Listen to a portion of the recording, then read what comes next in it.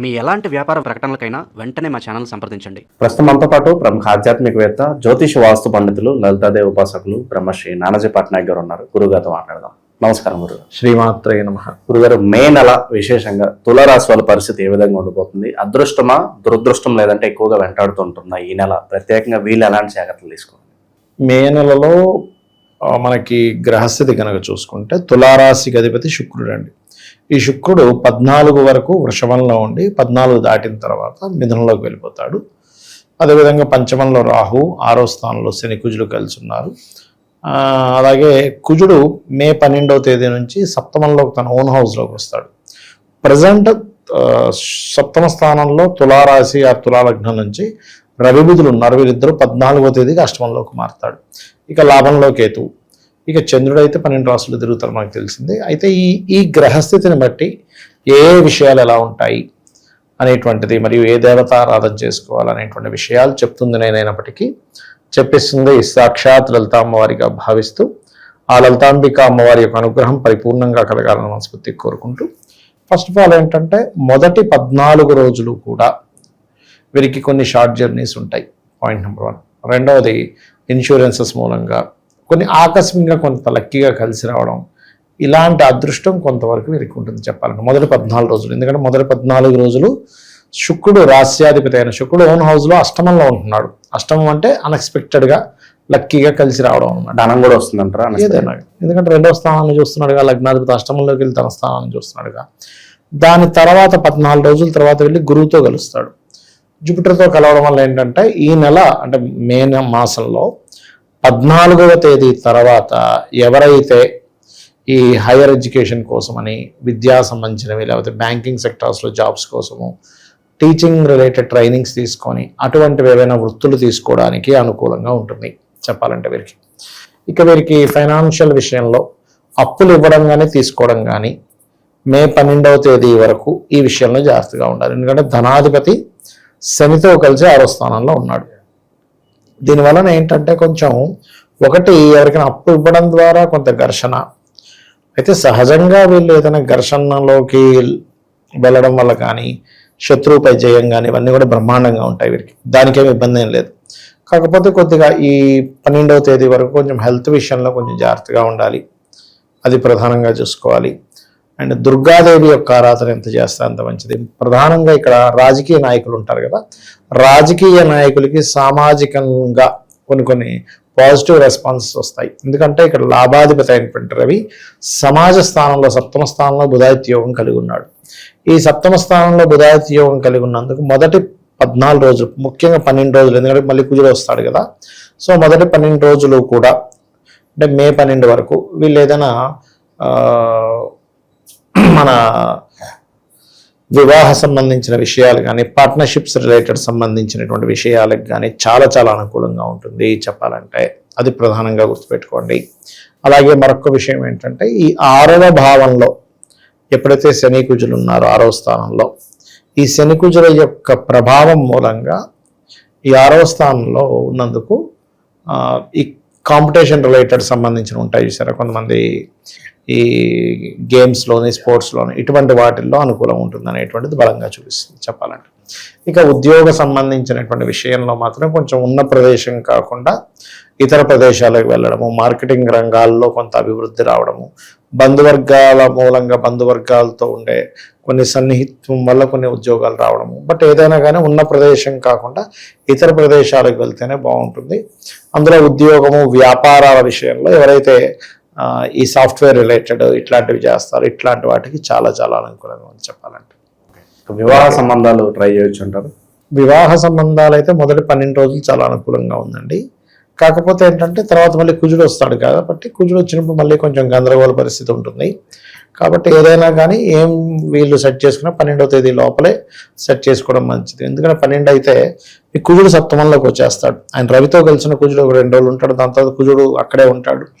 మరలా ఇప్పటికే 6వ స్థానంలో శని కుజులు ఉన్నారు. ఇది ఎంతైనా మీకు వివాహం విషయంలో ఎంత 12 వరకు కొంత అనుకూలంగా ఉన్నా వెనక్కి లాగుతూ ఉంటాయి కొన్ని సందర్భాలు, కొన్ని ఇవి.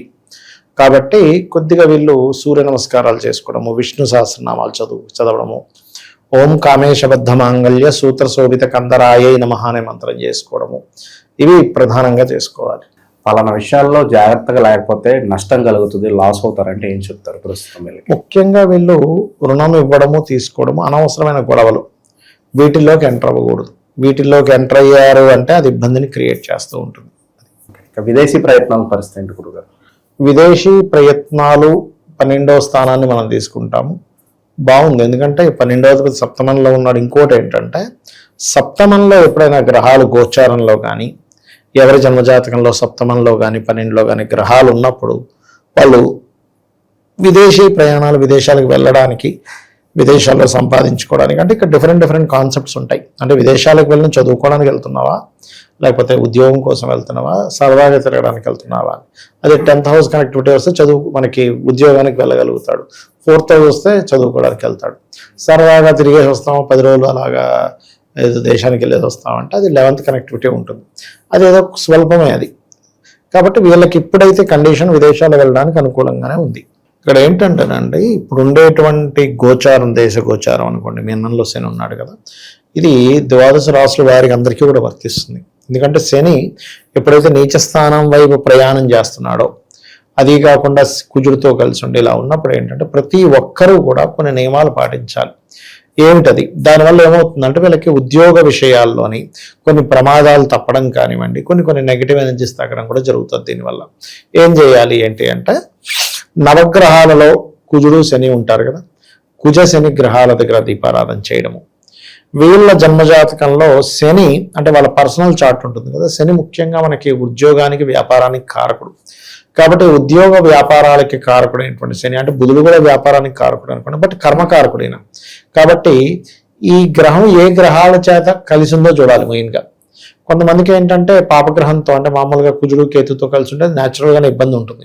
కానీ అలా కాకుండా ఒక్కోసారి నీచపడ్డ గ్రహంతో ఉంటాయి, నీచపడ్డ బుధుడితో, నీచపడ్డ చంద్రుడితో, నీచపడ్డ గురువుతో, ఏ గ్రహంతో కలిసిందో ఆ గ్రహాన్ని కూడా చేసుకుంటూ ఉన్నట్లయితే వీళ్ళకి బాగుంటుంది. అయితే ఎవరికైనా ఉద్యోగంలో ఎదుగుదల లేదు అన్నప్పుడు ఓం మాణిక్య మకుటాకార జానుద్వయ విరాజితాయే నమః. ఇది ఎవరైతే ప్రతిరోజు 45 నిమిషాలు చేస్తారో, ఒక్క 40 రోజులు గడిచేసరికి వీళ్ళు చెప్తారు, ఎలాంటి క్లియర్ అవుతాయి చెప్తా చూడండి. ఉద్యోగానికి వెళ్తున్నామండి కానీ సాటిస్ఫాక్షన్ లేదంటారు చూసారా, ఉత్సాహంగా వెళ్తాడు అక్కడి నుంచి. ఉద్యోగం వెళ్తున్నానండి కానీ అక్కడ ఉండే చుట్టుపక్కల అందరూ నెగిటివ్ పీపులే, ఎప్పుడు నేను కొంచెం ఖాళీగా కనబడితే నన్ను తట్టుకోలేరు, నాకు కొంచెం ప్రమోషన్ వస్తుంది అనుకుంటే నన్ను తట్టుకోలేరు, అలా ఉందండి పరిస్థితి అంటూ ఉంటారు. అటువంటి వాటికి కూడా ఈ మంత్రం పనిచేస్తుంది బ్రహ్మాండంగా. అది అలాగే కాస్త గోవులకి బెల్లం తినిపించడము.